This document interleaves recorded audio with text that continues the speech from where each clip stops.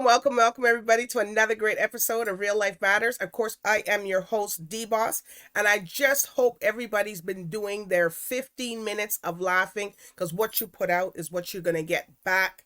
You know, if you do 15, 20 minutes, and some people say, oh, I don't have anybody to laugh with. Well, you could find somebody, call somebody. You could watch something funny on the streaming. They got everything now. You could go on the apps, including even CaribVision has the apps. You can go watch something really funny. And also it lowers your blood pressure. It makes you feel better. It heals your body. By laughing, there's a lot of health benefits for you laughing every day, because it's not good being stressed out and just keep your face all stern and all day. That's not going to help you in the long run. So you want to be able to put out to receive good vibes back, and we're all about the vibes. And I do want to thank people who have been watching the show on CaribVision. I'm on CaribVision Monday to Friday from 10 p.m. to 12 Eastern Standard Time. 12 a.m. You can say 12 a.m. Eastern Standard Time. And we're in 28 different countries, including London, UK, and also in to the various channels in the United States, and also BellFibe channel 658. So, and in case you missed any of the episodes of all the wonderful guests that I've interviewed, you could go to my YouTube channel, which is DBoss Network. Subscribe, like, share, you know, all the things you got to do, plus the bell icon so you don't miss any of the episodes that are always continuing to be uploaded. But we're going to be back with some special guests that likes writing, creating, and we're going to find out all about him just after our sponsor. Welcome to your Vital Steps to Better Health and Fitness. I'm Joanne James. Today we're talking about how exercise affects stress. Everybody has stress in some way in their lives, but regular exercise is a powerful tool for managing your stress level. A couple of things that it does. One is it releases endorphins, which is a feel-good hormone, into your system that gives you more energy, makes you feel good, and reduces your anxiety and probably eliminates your depression. Also, exercise is a distraction. It keeps you thinking about other things other than your problems that you're having. So exercise whenever you're feeling stressed, that will distract you. Exercise also improves your sleep quality by regulating your sleep pattern, which is increasing your resilience to stress. So get a good night's sleep, and you'll get that after you exercise. So make sure you incorporate exercise into your daily lifestyle, and that way you'll get a lot less stress in your life. I'm Joanne James, and this has been your Vital Steps to Better Health and Fitness. See you next time.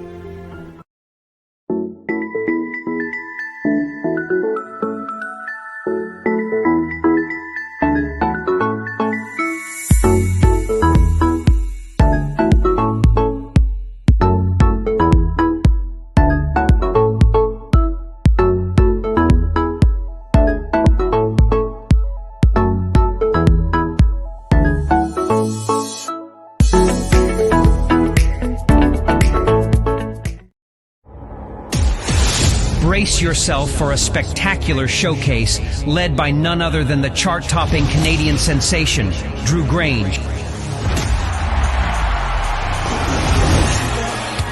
Step into the mesmerizing world of soul nostalgic. Remember those hits that took the world by storm? Envision a night where elegance meets soul, where the stage becomes a time machine, whisking you through an era of unforgettable tunes. Get ready to groove to the beats of Tony, Tony, Tony. New Edition, Boys II Men, and a star-studded lineup of R&B legends. Dress in your finest black tie attire and immerse yourself in a soulful experience like no other. This isn't just a show, it's an unforgettable journey. Soul Nostalgic crafts an atmosphere that captivates, mesmerizes, and creates memories that echo through time. Soul Nostalgic, your ticket to the soulful rhythm of the past.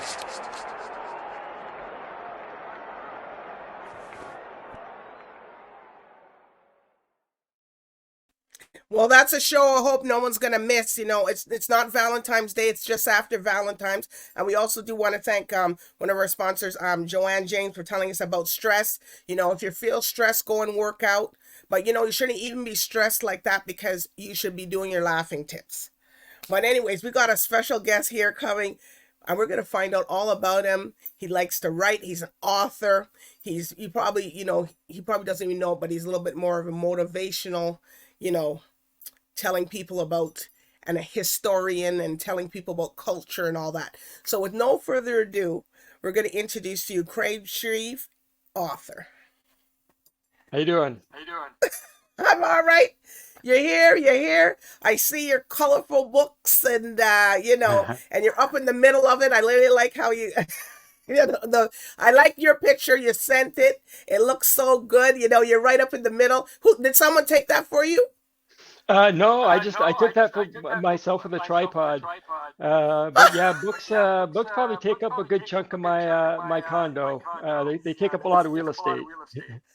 Oh, because it looks so good, because sometimes you see people, you think somebody must have took that, and then you're saying no. So that was that you ran, you set the timer, and then you. Yeah, it took me a few takes to get figured out, but yeah, I was so excited when I got the cover for the new book. So I had it blown up and had a poster made up, and was able to sit the two up side by side and plot myself in between. So I had a lot of fun that day. It was a pretty exciting day. Oh, okay. So here at Real Life Matters, we like to know people's background and where they come from, their culture. So if you could tell everybody. Sure. So my name is Craig SHREVE. I live in Toronto, but I'm originally from North Buxton, Ontario. And it was formerly known as the Elgin Settlement, and it's recognized by the Canadian government as a National Historic Site because it was a popular terminus on the Underground Railroad. So for slaves escaping the U.S. Via the Underground Railroad, North Buxton is one of the places where they kind of set down roots. So there's a lot of history in that area. There is a small Black History Museum there. When I grew up there, it was a very small town. I think there really were kind of around 200 people. But kind of prior to the Civil War, it peaked at around 2,500 people, I believe. And it was recognized as one of the most successful self-supporting Black communities in North America. And in fact, when Abraham Lincoln was looking at emancipation, he tapped a man named Samuel Howe to kind of examine ways in which slaves could be reintegrated into society. And so Samuel Howe traveled to a number of places and talked to a number of experts, but one of the places that he visited was North Buxton. And so this Howe Commission report that was presented to Congress actually references North Buxton specifically. And so it's fair to say that it was seen as a potential model for a post-emancipation American society. And the pillars of the community were really education and land ownership. Okay. So you have any Caribbean in you, or not really? Not that I know of. So I admit I'm not really the family genealogy expert. I rely on what my dad and my grandma tell me. But I think as far back as we trace, it's tracing back to places in southern states and etc. So I'm sure there's some Caribbean, but I'm not exactly sure where it connects.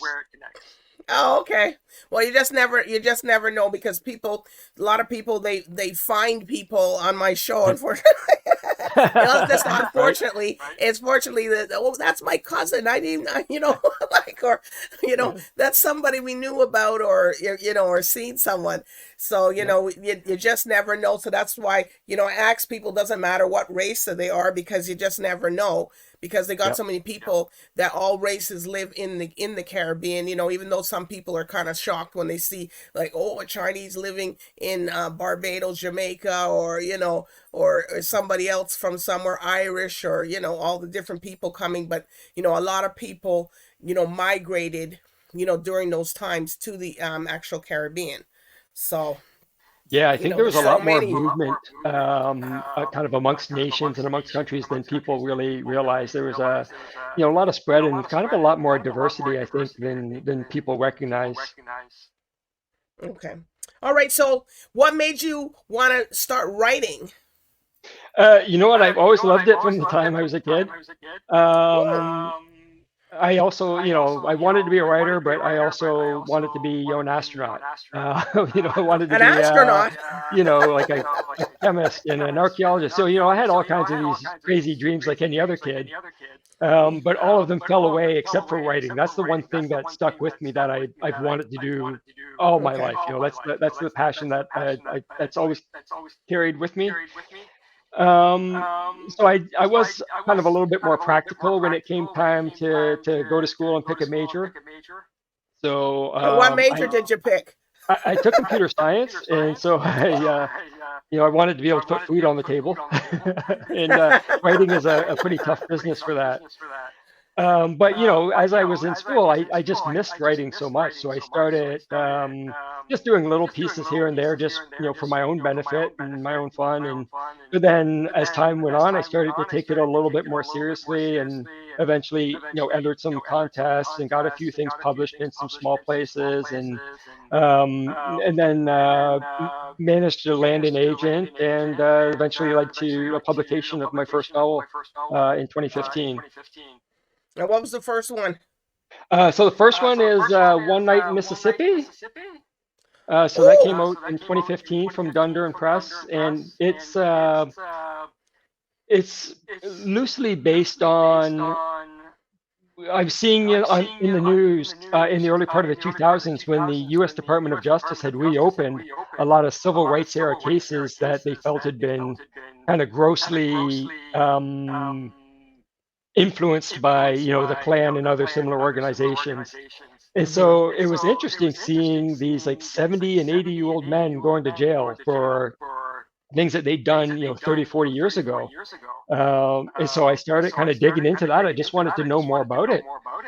And there wasn't a lot out there because it was kind of a fairly new phenomenon. So I just started collecting articles and then crafting some characters and turned it into a story.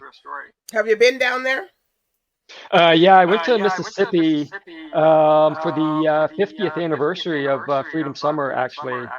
And so I was able to see a panel of speakers who were involved in the Mississippi Freedom Democratic Party. Okay. And it was an eye-opener because they it's very different. I know over there well. Yes, yeah. But when they were talking about the civil rights, they talked about it in the present, not in the past. And so that was like an eye-opening moment for me. And you feel down there like it's like you think that Martin Luther King died yesterday. Yeah. Like we thank you, and you thank God that you live where you live, because it's just like you just felt like you stepped back in time. Exactly. Yeah, I will say everyone was very good to me there. Yeah, but definitely nice. the like geographically, it doesn't look like it's changed much. The cotton plantations are still there. Mm-hmm. There are some places where I went down some of the side roads by the swamps, and you can see very easily how people could just disappear because they're very. They're just empty roads, and your GPS. Which part did you go to? Which part did you go? Which city? I was in a few places, but I mostly was in like Money, Mississippi. Okay. And then like some small places around there. Okay. And it's a lot different. I'm telling you, because I know there, and even though people go to New Orleans, it's just even if it's okay, it's a different province, it's a different state. Sorry, that you're in. It's still very connected to Mississippi, and so many people go there, but they don't really know a lot of the repercussions and things that go on there.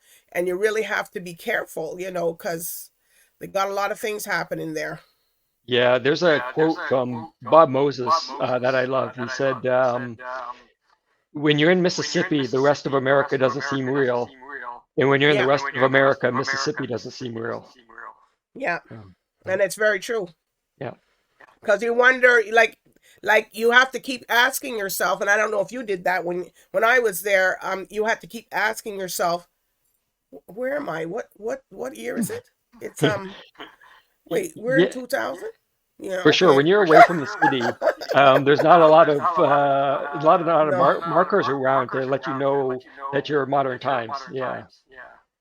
And so much things, and and people some people have not been really upgraded. Only the ones that left and they went to New York, or they Yeah. went to, Florida, or they went up, those the other state. But some people have never left there. Right. So their mindset is still like that. Like if you go to churches there, Yeah. oh, if you why you went to a white church, and it's not even about or a mixed church, or Yeah. it's not even about that. It's Yeah, just and you that, can understand, like, if you've grown up there all your life, and the same is true for your family from generations back, then that's all you know. Mhm. Like, you don't Yeah. even, it can be hard sometimes to even, imagine a life outside of that if you don't have Mhm. kind of other people to look to who have experienced it. And the clubs are not like what you think. I didn't go to any clubs. I mostly stayed in at night. Yeah. It's like these, I don't know, it's just like it's a house or somebody's house, and they Okay. just put up things, and they got a couple of tables in there, and it's just like, this is a club. Well, Oh, okay. that's very consistent then with the kind of era that I was writing in, because that's exactly, they Yeah. would just like find an old abandoned building and convert it Mm-hmm. and have parties there. Yeah.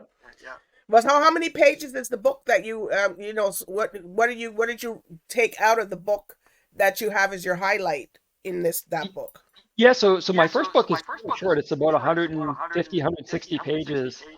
Okay.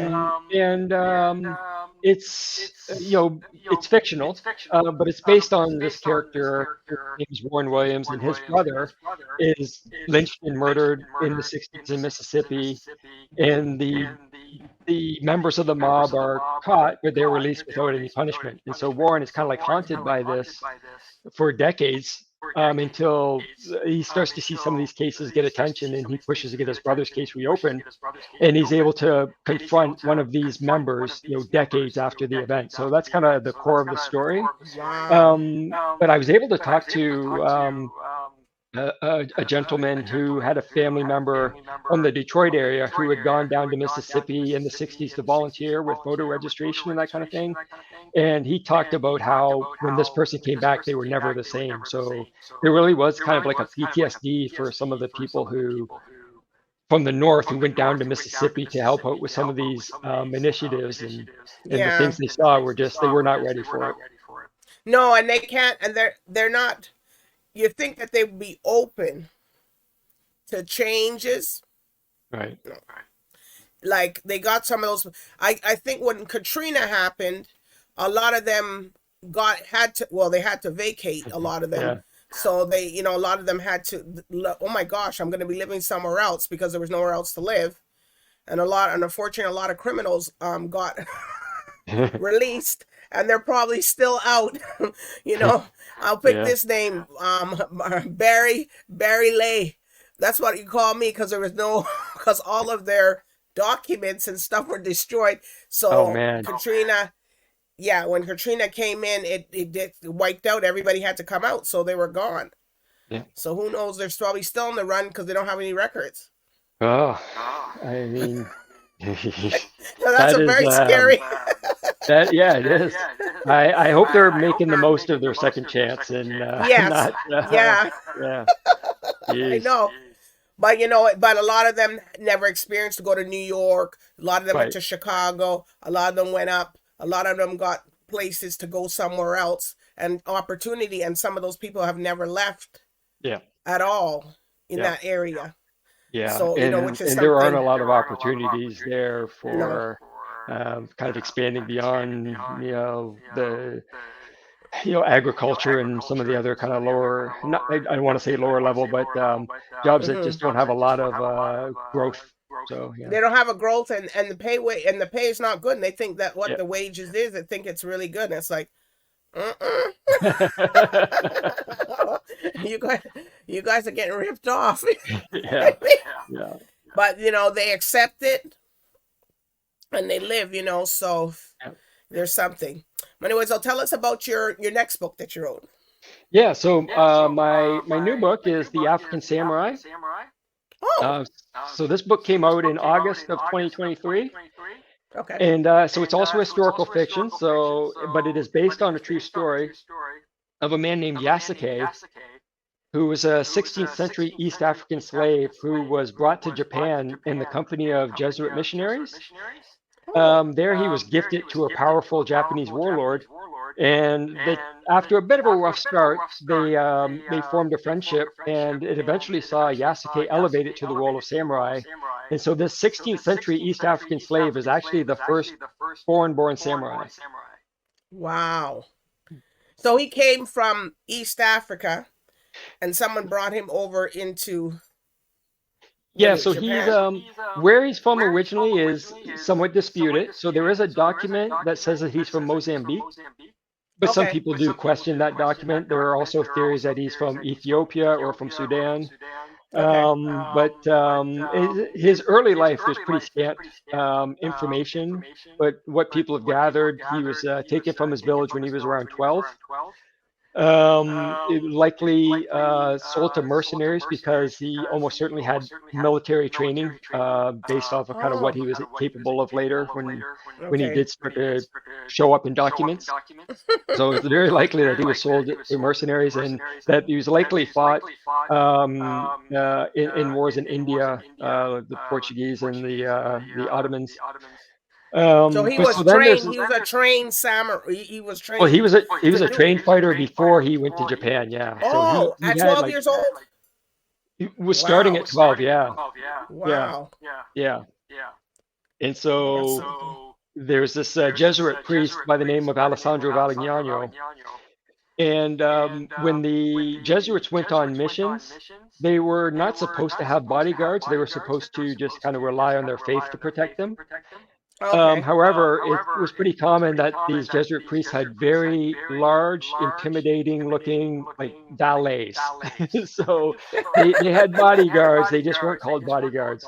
And so this Valignano picked up Yasuke and brought him as his bodyguard. Well, I can see your book going to a movie. You thinking to do with that? I think it's a very cinematic story for sure. So I'd love to Yeah. see it on screen. Yeah. No, that'd be good because it's a lot of people and having something that's a real story, you Yeah. know, transformed into a movie. That's really, it's not something that's fictional. Well, I'm Yeah. just throwing it out there, people. So Yeah. Yeah. And one of the things I love about this story is it's so this period in Japan is a critical period in Japanese history, and the warlord that promoted Yasuke, his name is Oda Nobunaga, and he's actually one of the most important figures in that country's history. And so it's really cool that you have this piece of Black history that's tied to important world events in another culture. And so I really like that idea of taking Black history and placing it in like a larger world context. yeah, because a lot of people like we don't know what we're all. So everybody's finding out. Oh, we got Indian in us. We got this in us. But Yeah, a lot of people are finding out that our grandparents and our four ancestors or before that was way back, they never really talked about anything. They right. never said nothing, and only now because your parents and stuff are getting older. Now you're hearing little things coming out. Oh, you guys are this and you guys are that. So why didn't you tell us that before? Like, so and then people are identifying certain traits in you while they're looking at you, but you just said no because you didn't because we weren't aware Yeah. Yep. of it. So now a lot of people of color and stuff are like, oh, we're indigenous. Well, I have Indian in me also, Arawak Indian and Carib Indian. So we're mixed up. And then when you look back, because there's not a lot of history of those, but a lot of the Arawak Indians back then that time they got killed. Mhm. They were killed for their abilities that they could see and spirituality and stuff like that. Yep. But the ones that did survive, they made it. They hid themselves and they came out. Right. And But taking everybody that, needs to do. so that same idea, but like taking it back even a bit further, Yeah. um, the when I was working on this, I really started thinking about the difference between cultures that practice written history and cultures that practice oral history.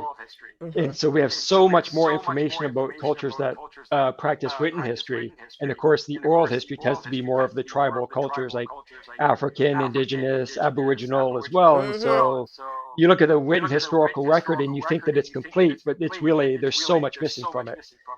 And it seems like all the cultures are all merged together in the same. So everybody's been fighting for so long. Now they're like, oh, we're part of you now.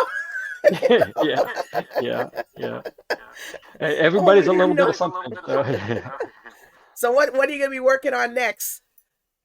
I'm just starting now on a new project. I actually have two ideas that I'm considering, and I'm not really sure which direction I'm going to go. So I'm going to have to kind of keep it under wraps for now until I decide. Well, you gotta come back and tell us when you. Yeah, for sure. But definitely, like this has opened up a new avenue for me in terms of looking at, or like just finding out stories about a lot of very little known Black historical figures and some of the influences that they've had in other parts of the world. And so that's really kind of got me excited. Yeah, and you got to see the pirates too. The pirates, some pirates were dashed away that we don't even know where they were. Yeah, but they were a big influence. Yeah, and you know what? I was reading about some of the pirates in the kind of like the Latin American countries that were operating in that area. A lot of like the labor reforms that we have were like instituted by pirates, so they have a bad reputation, but and deservedly so. They deserve their bad reputation, but they did also have like some pretty progressive rules on the ship and like taking care of their crew members and that kind of thing. And they did, a lot of people, they did when they were on that. Well, somebody had to take charge, and I guess they looked like the villain. Yeah. Even though they had a good format and a good strategy to say, okay, this is what we're going to do, but they had to also play a villain side. Yeah. So to keep everybody in line, that everybody won't start a coup and then take over the ship. Well, you know what, we're going to cut out Craig. That's it. Yeah. You know what? Plus, you can imagine if you have a lately. And it's not even that you've been acting sneaky lately. It's just that, they're just thinking and they're drinking and they're thinking, and here you're in your cabin minding your own business. Yeah, just one less person to split the money with. Yes. Yeah. And the treasure. No, but it's interesting because a lot of those traits are today, that people go into those offices and have meetings and they're sitting down, so, it came from somewhere. So yeah. When you're off work, they're thinking about something. I'm going to be imagining like my boss with an eye patch now. Yeah. Like this. He's looking at it. We're watching it. Yeah. But a lot of those things, a lot of those traits and stuff, stem from then. But people don't understand, how do we do, even if it's corporate, incorporate or corporatized, they call it like that. Yeah. All right. So where can these people get the books if they want to get the books? Yeah, the books are available kind of like wherever you buy books. So local bookstores, Amazon, Kobo, Apple, wherever you usually get books, they're available. Okay. So. All right. And are there any shout outs that you want to give to your people? I better not, because I would just keep the list going too long. I think I don't want to miss anybody. So I'll just generally say shout out to my family and friends. I'm not going to get into names. Yeah, because then they'll go, well, thanks, Craig. You didn't mention me. Yeah, exactly. No, but it's funny, I ask people, because I'm usually the entertainers and stuff we do, but now I ask everybody be listening. Well, let me see who's going to shout out.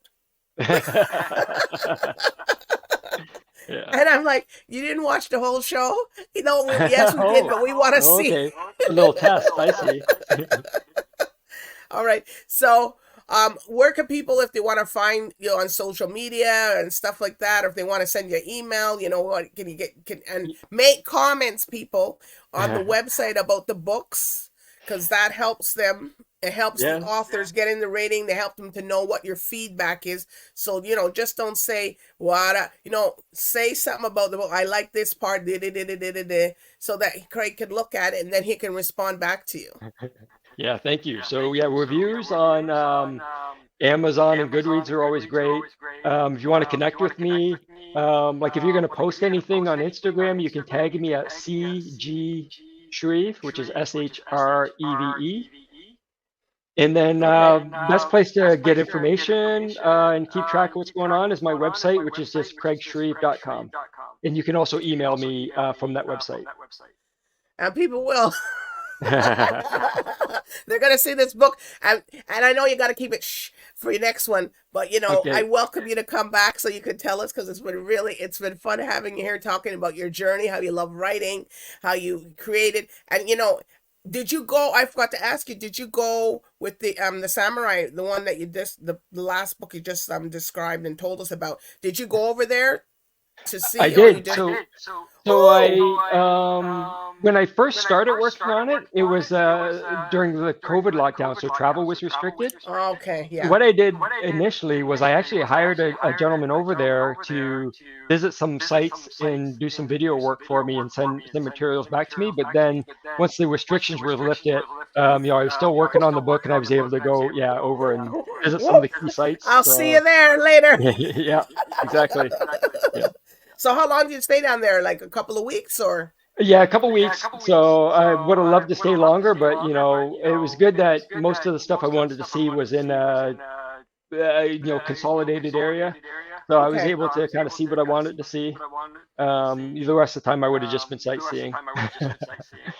Japan's anybody that's thinking of going. Great people, great food. So yeah, don't hesitate. Well, I tell you, a lot of people who write and stuff, some of them don't go to these places that they're doing, but you actually went, like you were down in Mississippi, you were down there, you experienced the whole thing, so you have a better feel to tell people things about it. Yeah, and that's exactly why I go. It's not that I'm necessarily going to collect facts. I just want to get a sense of the place and like you said, get a feeling of it. And then go back and write. Yeah. I hope you type fast. Sometimes yes, sometimes no. You're not a two-finger typist then, or you know what? No hunting and pecking. Some of those people can go pretty fast, though. Yeah. Well, it's all it's bad training. Yeah. All right, so I thank you, Craig, for sharing your journey here with us tonight and telling us. And of course, people, yes, he's going to come back. When he has the other one, he can't tell us too much about it, I guess, because he doesn't want anybody to take the idea and go right. Yeah. Yes. Go right. Thank you for having me. It's great talking to you. Oh, that's no problem. That's what we're here for. So everybody, thank you for watching and tuning here with Real Life Matters. So good night and bye for now.